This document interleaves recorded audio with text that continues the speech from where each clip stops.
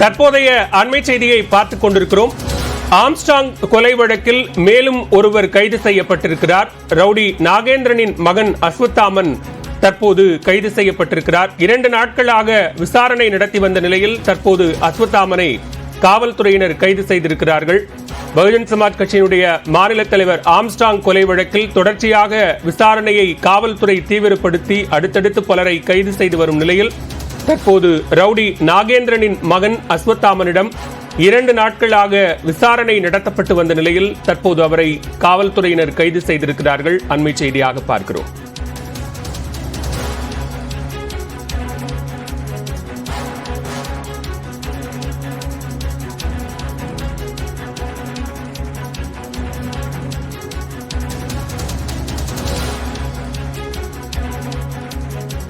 கூடுதல் விவரங்களோடு இணைகிறார் சிறப்பு செய்தியாளர் கோகுல்.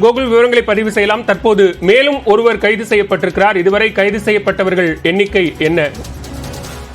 ஆம்ஸ்ட்ராங் கொலை வழக்கில் முக்கிய நபராக இருக்கக்கூடிய அஸ்வத்தாமன் கைது செய்யப்பட்டிருக்கார். அஸ்வத்தாமன் ரவுடி வடசென்னையைச் சேர்ந்த நாகேந்திரனுடைய மகன் ஆவார். நாகேந்திரன் ஏற்கனவே சிறையில் இருக்கக்கூடிய நிலையில ஆம்ஸ்ட்ராங் கொலையில் அவருக்கு தொடர்பு இருக்கலாம் என்ற அடிப்படையில காவல்துறை விசாரணை நடத்தினார்கள். குறிப்பாக அவருடைய மகன் அஸ்வத்தாமனுக்கு இதில் தொடர்பு இருக்கலாம் என்ற அடிப்படையில் விசாரணை நடத்தப்பட்டது. ஏற்கனவே அஸ்வத்தாமனுடைய வங்கி கணக்குகள் ஆய்வு செய்யப்பட்டது, அவருடைய செல்போன்கள் ஆய்வு செய்யப்பட்டது. இந்த நிலையில் அஸ்வத்தாமன் இந்த கொலை ஏற்கனவே கைது செய்யப்பட்ட நபர்களோடு தொடர்பில் இருந்தது காவல்துறையால் உறுதி செய்யப்பட்டிருக்கிறது.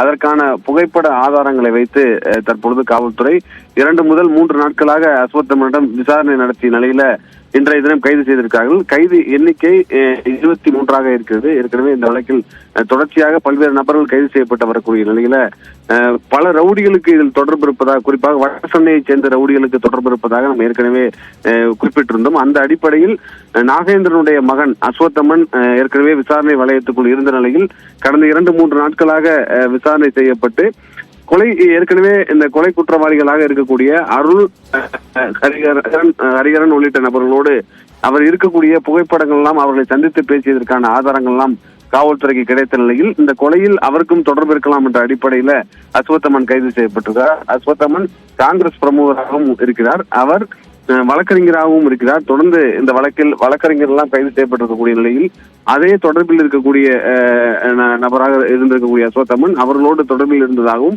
இந்த கொலைக்கு ஏற்கனவே ஆம்ஸ்ட்ராங்கோடு அவருக்கு தொழில் ரீதியாக, குறிப்பாக ரியல் எஸ்டேட் உள்ளிட்ட பல்வேறு தொழில் ரீதியாக பிரச்சனை இருந்ததாக கூறப்பட்ட நிலையில் தற்போது இந்த கொலை குற்றவாளிகளோடு தொடர்பில் இருந்ததாக அஸ்வத்தாமனும் கைது செய்யப்பட்டிருக்கிறார். இந்த வழக்கில் இது ஒரு முக்கிய திருப்பு முனையாக பார்க்கப்படுகிறது. பாலா, நன்றி கோகுல், விரிவான விவரங்களை பதிவு செய்தமைக்கு.